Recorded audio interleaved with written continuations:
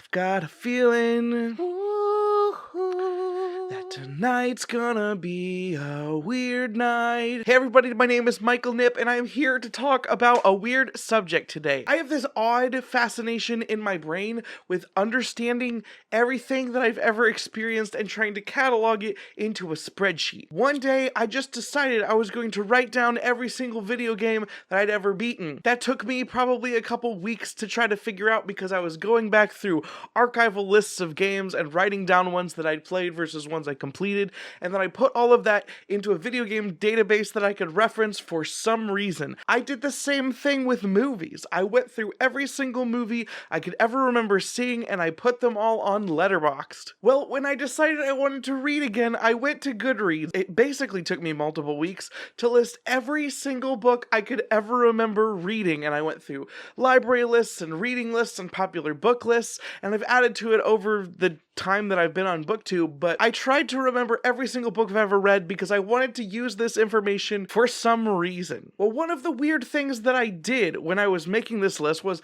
I was just going through and purely putting read. I didn't try to mark when I read them, and for the most part, I didn't try to rate most of the books that I selected. Eventually, I came back and tried to do so. And because I hadn't read some of these books in a very long time, I didn't want to fill a lot of my 5-star range with nostalgia things that if I reread now I wouldn't like. I didn't want to go back and try to retroactively give a bunch of 5 stars. Nevertheless, I felt strongly enough about a seemingly random selection of books. This wasn't a list of just my favorite books.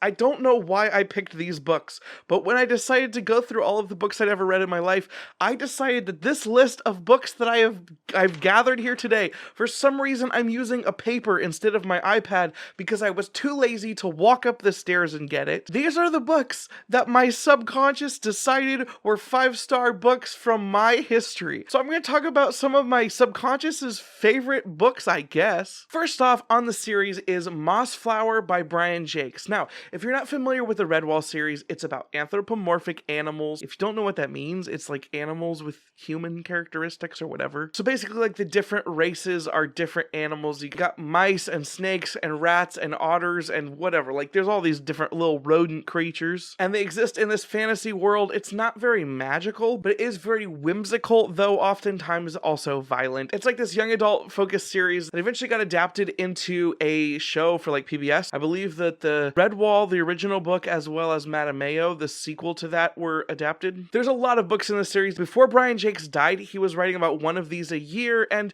they're somewhat formulaic, but they're beautifully written, at least as far as I can remember, and I loved them. But for some reason, I never connected with the first one as much as I did some of the other select ones throughout the series. I haven't read the entire series, but I have read a significant number of the books, and I remember when I was reading through them and when I was rereading them, because I started from the beginning and reread them, and then I've never finished the series because usually by the time I start getting sick of the formula, I stop, and then for some reason I restarted the series again. They don't necessarily have a ton to do with each other, so they are relatively standalone, with the exception of a few examples that are direct sequels to a specific set of characters, kind of like the Final Fantasy games, if you're familiar with that. But the book Mossflower was one that really stood out to me, and evidently really stood out to my subconscious when I was doing this. It also is one of the most interesting ones in the story because it actually has cats as a bad guy, which hey, cats are huge and they're way bigger than mice. And so I don't know, I thought that maybe that was a stakes game for me. Maybe this was Brian Jacques' equivalent of having giants in the story. I remember loving this one. I don't remember a ton of specifics. I do think it's a little bit funny that I picked, of all of the Redwall books, this one to be my favorite. But on BookTube, I have seen other people recommend that Mossflower be the first book that people start with in the series, and my subconscious would probably agree with that because I love this one, and also because I love this one a lot more than the original Redwall book. The next series on my list is the Chronicles of Narnia, which I even have a video about, which I will link up above, but this is the series that I have read the most in my lifetime, so this one actually makes sense. I know why I would give this one 5 stars. I've read it so many times. I've even read it in my adult life. This one is a no-brainer. Also, I've talked about it a lot on this channel, so I'm not going to dive into that one too much. The next set of books on this list is the Circle Trilogy. I was really into Ted Dekker as a younger person, and the Circle Trilogy was really awesome for me growing up. I have reread it multiple times over the years. It's been a little bit it since I reread it last, but there are things about this series, specifically the Circle Trilogy, that have stuck with me a lot over these years. The first book in the trilogy, Black, takes place when a person is relatively down on his luck. He's just trying to, live his life and get back on his feet, and he starts getting chased by gunmen. They shoot him in the head, and he wakes up in another world. And from that point, when he goes to sleep in the other world, he wakes up in this world, and when he goes to sleep in this world, he wakes up in the other world, and he has to live these parallel lives while major plot events are happening in both worlds. In some ways, this book could be compared to the Chronicles of Narnia because it is also extremely allegorical in a Christian sense, but it also tries to do a lot more thrillery elements. It's a lot darker, and it approaches the allegory from a different angle. While at the same time, I think the thriller plot is really interesting, and it also gets to play with, it's still a portal fantasy, but it's very different. The tone is very different. It also is what got me interested in the Deckerverse, which I have very mixed feelings about. Maybe someday I'll talk more about the Deckerverse. I don't know. I don't even think that's the real name for what it is, but he also tried to do a Stephen King thing where lots of these books are connected in various ways. Some of it's a mess, some of it's cool.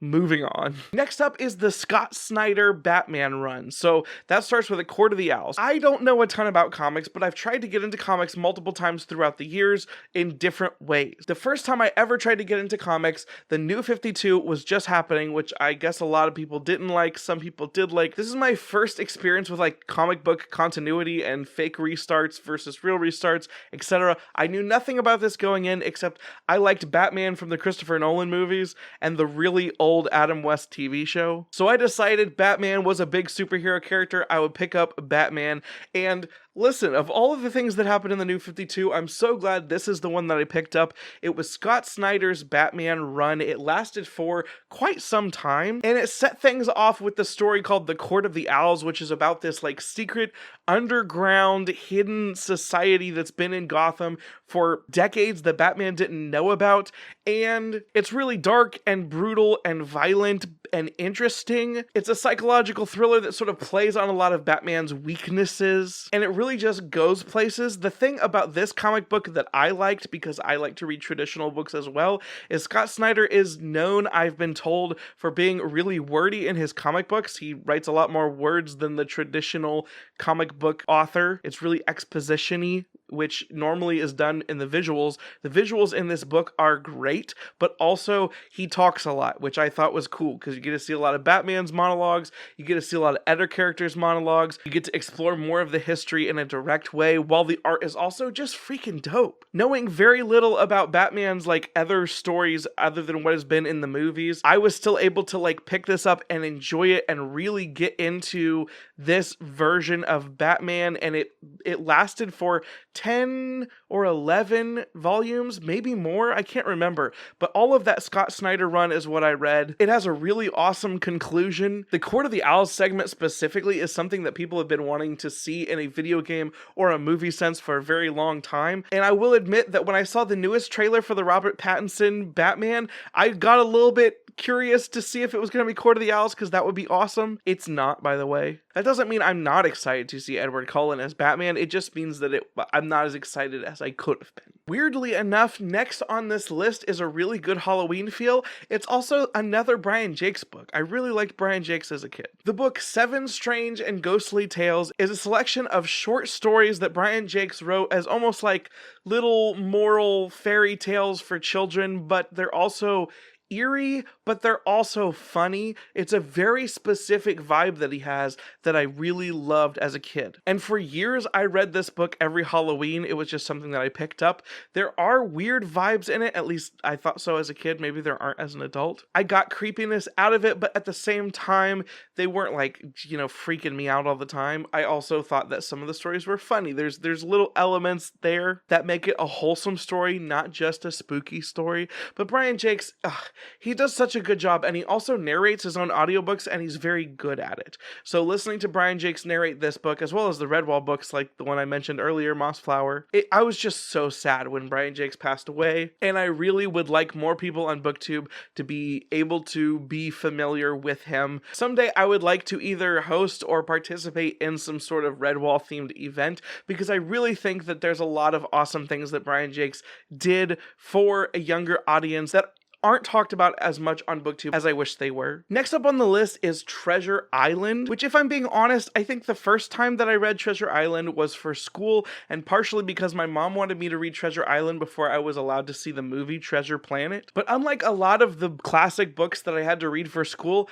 I really liked this one. The sense of adventure and the story and like the weird twists and turns and just, I don't know, there was just something about the vibe of this book. It like resonated with me on such a cool level. Like I was this little boy and the sense of adventure of this other young kid going after a treasure. It really spoke to me, and it's like one of those memories that's explicitly tied to the copy of the book that I had, which was like this illustrated and annotated version. I can smell it. When I think of Treasure Island, I think of the specific copy that I had and the memories that I had with this book, and I read it quite a few times of my own volition, even after I had to read it for school. That didn't happen very much for me. For the record, Treasure Planet is a lot different than Treasure Island, but it's still a good movie, and I think it's underrated in the general catalog of children's movies that came out at that time. Plus, it has that really cool song from the dude from the Goo Goo Dolls. The last thing that specifically on this random 5-star list my subconscious made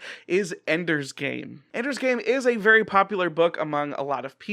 It was adapted into a movie, and I think the movie is one of the worst adaptations I've ever seen in my entire life. The only joy I got from that movie was when the bully of the book was casted as that kid from Hannah Montana. Rico was the bully in that movie. Thought that was really weird considering how physically small he was always portrayed in Hannah Montana. Also, they got Harrison Ford to be in that just dumpster fire of a movie.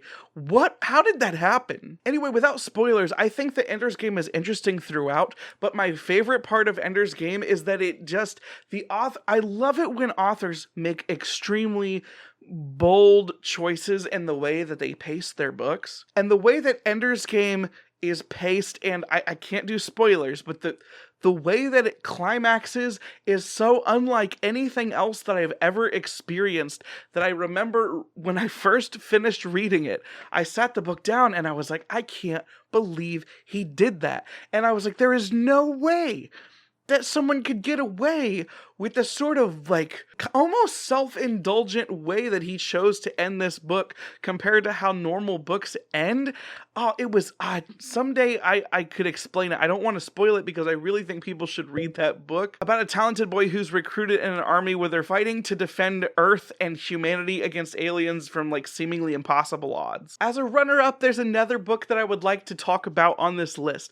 I only gave this 4 stars in my subconscious, not 5 stars, but I've seen a lot of people talk trash about this book on BookTube, even from fans of the series. And I want to talk about it right now because it has a lot of similarities in some ways to what I was saying about Ender's Game.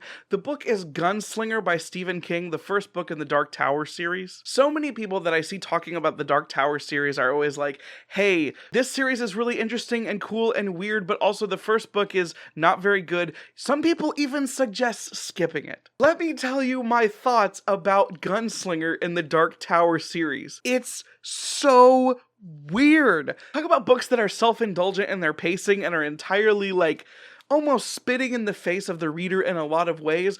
The book has so much mystery through like 70% of its pages that you just don't know why you are supposed to care, but for some reason that drew me in. You are watching things happen and characters seem like they're making choices for reasons, but you are never exposed to those reasons, and you're getting weird flashbacks and you're getting these like one-off chapters, almost like an episodic story, but none of them seem like, it seems disjointed, intentionally so. So many people hate that, and I understand why they hate that. There's things that happen in this book that just aren't explained at all, and I freaking love it. It was not like a mistake. I'm not saying this book was written poorly.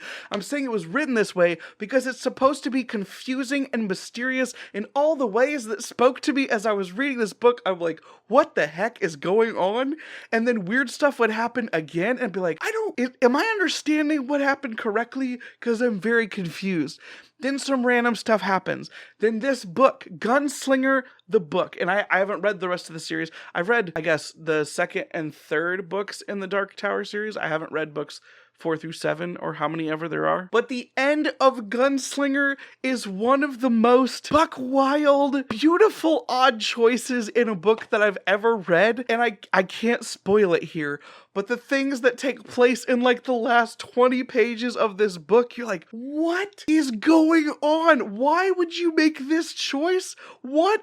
And then it ends. The book ends, and you're like, what the frick just happened? I don't understand anything. And I loved it.